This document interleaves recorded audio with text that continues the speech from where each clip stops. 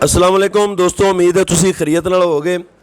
अज ईद उल अज़हा का दूसरा दिन है। साडे नाल मौजूद ने सिकंदर याद चीमा साहब, जो किसी तारफ के मुताज नहीं। उन्होंने अपने भी सोशल मीडिया ते काफ़ी अकाउंट वगैरह ने, टिकटॉक ते फेसबुक ते भी, तो उस तो इलावा किताबां भी लिखते हैं। तो अज उन्होंने को पुछने बई ईद उल अज़हा जी है वो सानू की दर्स देंदी है।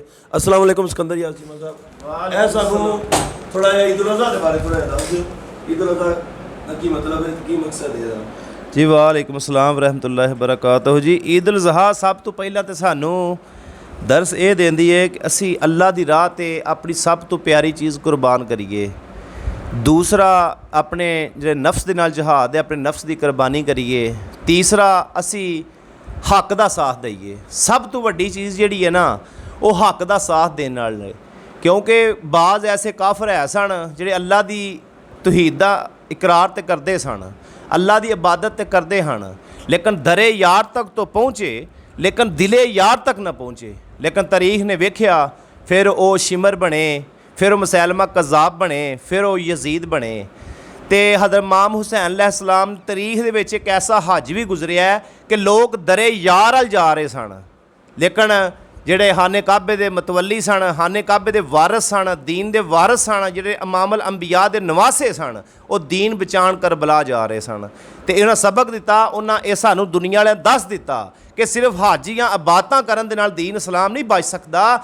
ਹੱਕ ਨਾਲ ਖਲੋਣ ਨਾਲ ਤੇ ਜ਼ਾਲਮ ਦੀ ਅੱਖ 'ਚ ਅੱਖ ਪਾ ਕੇ ਤੇ दीन ਤੇ ਪਹਿਰਾ ਦੇਣ ਨਾਲ दीन ਖਲੋ ਸਕਦਾ ਹੈ। ਤੇ ਜੇ ਤੁਸੀਂ ਕਿਸੇ ਯਜ਼ੀਦ ਦੀ, ਕਿਸੇ ਵਕਤ ਦੇ ਹੁਕਮਰਾਨ ਫਰਾਉਨ ਦੀ ਹੱਥ ਤੇ ਬੈਤ ਕਰ ਲਈ, दीन इस्लाम दी तुहां दजियां उड़ा के रख दित्तियां, फिर तुसीं दीन दे वारस नहीं, फिर तुसीं अंग्रेज़ां दे वारस हो, क्योंकि फिर दर तक तो पहुँचे हो, दिल तक नहीं पहुँचे। तो इमाम हुसैन अलैहिस्सलाम ने दस दिता कि लोगो तुसीं ते हज करन जा रहे हो, लेकिन मैं 72 लैके दीन बचान जा रहा। उन्हें दर्स दे दिता कि हर हाल दे विच ज़ालिम हुक्मरान दे सामने डट के खलो जाना। अगर शरीयत ते ओ बगावत करता पिया, अगर शरीयत के नाल बगावत पिया करता है तो तुसीं उहदे खिलाफ हो जाना वे।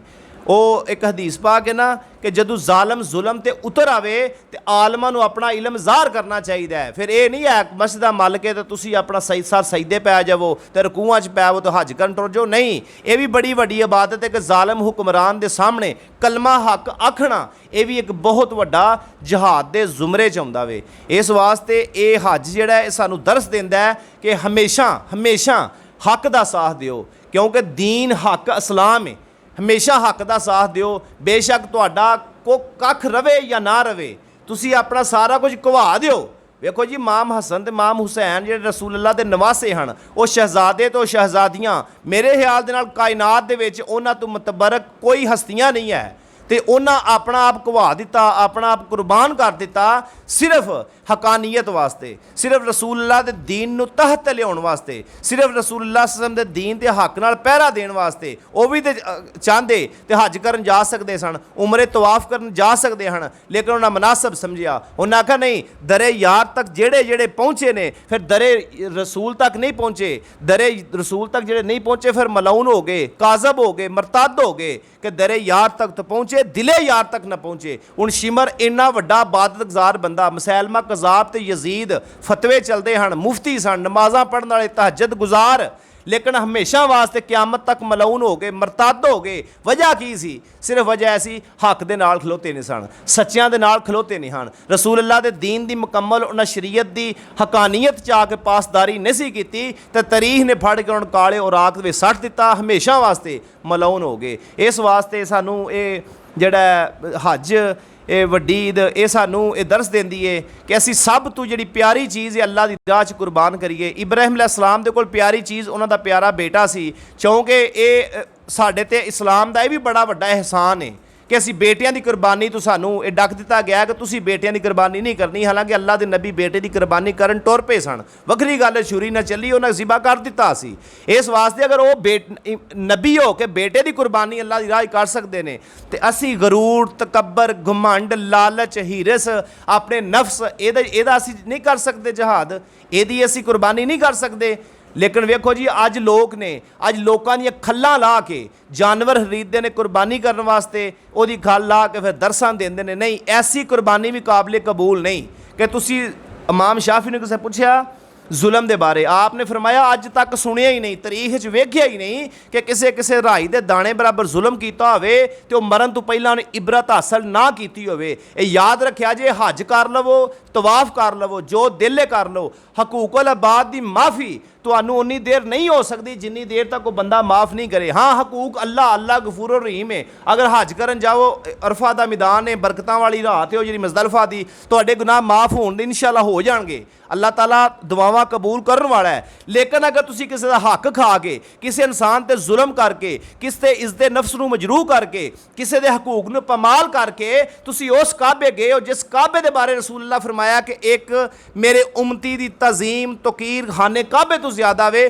ਤੁਸੀਂ ਉਹਦੇ ਹਕੂਕ ਨੂੰ ਮਜਰੂਹ ਕਰਕੇ, ਇਜ਼ਦੇ ਨਫਸ ਨੂੰ ਮਜਰੂਹ ਕਰਕੇ ਖਾਨੇ ਕਾਬੇ ਗਏ ਹੋ। ਤੁਹਾਡੇ ਹਕੂਕ ਅੱਲਾ ਦੀ ਮਾਫੀ ਹੋ ਸਕਦੀ ਹੈ, ਲੇਕਿਨ ਹਕੂਕ ਅਲ ਇਬਾਦ ਦੀ ਮਾਫੀ ਤੁਹਾਨੂੰ ਕਤਲ ਨਹੀਂ ਹੋਣੀ, ਕਤਲ ਨਹੀਂ ਹੋਣੀ। ਇਹ ਮਤ ਸੋਚਿਆ ਜੇ ਕਿ ਤੁਸੀਂ ਇਸ ਆਵਾਮ ਤੇ ਜ਼ੁਲਮ ਪੇ ਕਰਦੇ ਹੋ, ਜ਼ੁਲਮ ਉਹ ਸਿਤਮ ਕਰਕੇ ਤੁਸੀਂ ਹੱਜ ਕਰਨ ਟੁਰ ਜਾਂਦੇ ਹੋ, ਉਮਰੇ ਕਰਨ ਟੁਰ ਜਾਂਦੇ ਹੋ, ਨਮਾਜ਼ਾਂ ਪੜ੍ਹਦੇ ਹੋ। ਤੁਹਾਡੀ ਅੱਲਾ ਦੀ ਇੱਜ਼ਤ ਦੀ ਕਸਮ ਚੁੱਕ ਕੇ ਨਾ, ਦੀਨ ਇਸਲਾਮ ਨੇ ਕਨਸੈਪਟ ਹੀ ਨਹੀਂ ਦਿੱਤਾ ਕਿ ਤੁਹਾਡੀ ਮਾਫੀ ਹੋ ਜਾਏਗੀ। ਤੁਹਾਡੀ ਮਾਫੀ ਹਕੂਕ ਅਲ ਇਬਾਦ ਦੀ ਉਦੋਂ ਹੋਣੀ ਹੈ ਜਦੋਂ ਬੰਦਿਆਂ ਮਾਫ ਕਰਨਾ ਹੈ। ਇੱਕ ਇਨਸਾਨ ਦਾ ਕਤਲ ਪੂਰੀ ਇਨਸਾਨੀਅਤ ਦਾ ਕਤਲ ਹੈ। ਅਗਰ ਇੱਕ ਕਤਲ ਕਰਕੇ ਜਾਂ ਇੱਕ ਕਤਲ ਕਰਵਾ ਕੇ ਤੁਸੀਂ ਹੱਜ ਕਰਨ ਸਾਲ ਬਾਅਦ ਕੀ ਤੁਸੀਂ ਹਰ ਰੋਜ਼ ਵੀ ਜਾ ਕੇ ਖਾਨੇ ਕਾਬਾ ਤਵਾਫ ਕਰੋ, ਤੁਹਾਡੀ ਬਖਸ਼ਿਸ਼ ਨਹੀਂ ਹੋ ਸਕਦੀ। ਕਿਉਂਕਿ ਤਾਰੀਖ ਨੇ ਦੱਸਿਆ ਸ਼ਿਮਰ ਜਦੋਂ ਤਵਾਫੇ ਕਾਬਾ ਕਰਦਾ ਹੁੰਦਾ ਸੀ, ਲੋਕ ਉਹਦੀ ਤਵਾਫ, ਉਹਦੀ ਦੁਆ ਸੁਣਦੇ ਹੁੰਦੇ ਹਨ। ਉਹ ਗਿੜਗੜਾ ਕੇ ਅੱਲਾ ਦੇ ਹਜ਼ੂਰ ਦੁਆਵਾਂ ਕਰਦਾ ਸੀ।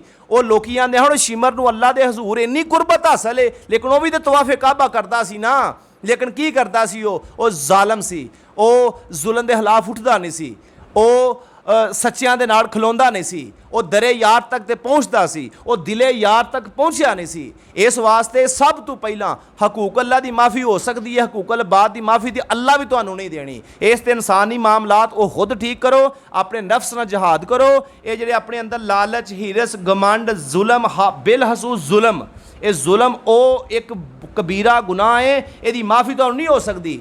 ਇਹ ਹੁਣ ਇੱਕ ਬੰਦੇ ਨੂੰ ਕਤਲ ਕਰ ਦਿੰਦਾ ਹੈ, ਜਿੰਨੀ ਦੇਰ ਤੱਕ ਇਸਲਾਮ ਆਂਦਾ ਵਾਰਸੀਨ ਜਾਂ ਮਕਤੂਲ ਖੁਦ ਮਾਫ ਨਹੀਂ ਕਰੇ, ਅੱਲਾ ਵੀ ਤੁਹਾਨੂੰ ਮਾਫ ਨਹੀਂ ਕਰਨਾ। ਤੇ ਕਿਵੇਂ ਹੋ ਸਕਦਾ? ਇੰਨੀ ਦੁਨੀਆ ਤੁਸੀਂ ਮਰਵਾ ਕੇ ਜਾ ਕੇ ਹੱਜ ਕਰਨ ਜਾਓ। ਇਸ ਵਾਸਤੇ ਹੱਜ ਸਾਨੂੰ ਇਹ ਪੈਗਾਮ ਦਿੰਦਾ ਹੈ। ਇਮਾਮ ਹੁਸੈਨ अलैहिस्सलाम ਦੱਸ ਦਿੱਤਾ ਕਿ ਹੱਜ ਜ਼ਰੂਰੀ ਨਹੀਂ, ਜ਼ਰੂਰੀ ਹੈ ਇਸਲਾਮ ਤੇ ਪਹਿਰਾ ਦੇਣਾ, ਦੀਨ ਨੂੰ ਤਹਤ ਲੈ ਕੇ ਆਉਣ ਵਾਸਤੇ ਹੱਕ ਦਾ ਸਾਥ ਦੇਣਾ, ਜ਼ਾਲਮ ਹੁਕਮਰਾਨ ਦੇ ਸਾਹਮਣੇ ਕਲਮਾ ਹੱਕ ਬਿਆਨ ਕਰਨਾ। ਇਸ ਵਾਸਤੇ ਸਾਰੇ ਮੁਸਲਮਾਨਾਂ ਕੇ ਅਪੀਲ ਹੈ ਕਿ ਪਹਿਲਾਂ ਆਪਣੇ ਆਪ ਨੂੰ ਠੀਕ ਕਰੋ। ਅੱਲਾਹ ਤਬਾਰਕ व तआला ਜਿਹੜੇ ਹਾਜੀ ਹੱਜ ਤੇ ਗਏ ਨੇ ਉਹਨਾਂ ਦਾ ਹੱਜ ਆਪਣੀ ਬਾਰਗਾਹ ਕਬੂਲ ਫਰਮਾਏ, ਔਰ ਅਸੀਂ ਜਿਹੜੇ ਅੱਲਾਹ ਤਾਲਾ ਸਾਨੂੰ ਦੀਨ ਸਮਝ ਅਤਾ ਫਰਮਾਏ ਤੇ ਸਾਨੂੰ ਸਿਰਾਤੇ ਮੁਸਤਕੀਮ ਤੇ ਚੱਲਣ ਦੀ ਤੌਫੀਕ ਅਤਾ ਫਰਮਾਏ, ਤੇ ਅੱਲਾਹ ਸਾਨੂੰ ਉਸ ਰਾਹ ਤੇ ਚਲਾਏ ਜਿਸ ਰਾਹ ਤੇ ਲੋਕਾਂ ਦੇ ਉਹਨੇ ਆਪਣਾ ਨਾਮ ਨਾਜ਼ਲ ਕੀਤਾ। ਗਜ਼ਬਨਾਕੀ ਤੇ ਗੁਮਰਾਹੀ ਵਾਲੇ ਰਾਹ ਤੋਂ ਅੱਲਾਹ ਬਚਾਏ। ਆਮੀਨ या रब्बिल आलमीन।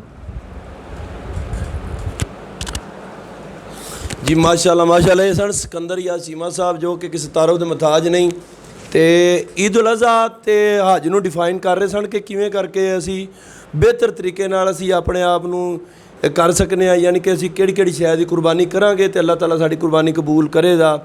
ਤੇ ਮਾਸ਼ਾਅੱਲਾ ਬਹੁਤ ਅੱਛਾ ਬਿਆਨ ਹੋਇਆ। ਅੱਲਾਹ ਤਾਲਾ ਕਬੂਲ ਫਰਮਾਏ, ਅੱਲਾਹ ਤਾਲਾ ਸਾਨੂੰ ਅਮਲ ਕਰਨ ਦੀ ਤੌਫੀਕ ਅਤਾ ਫਰਮਾਏ। ਵਸਲਾਮ।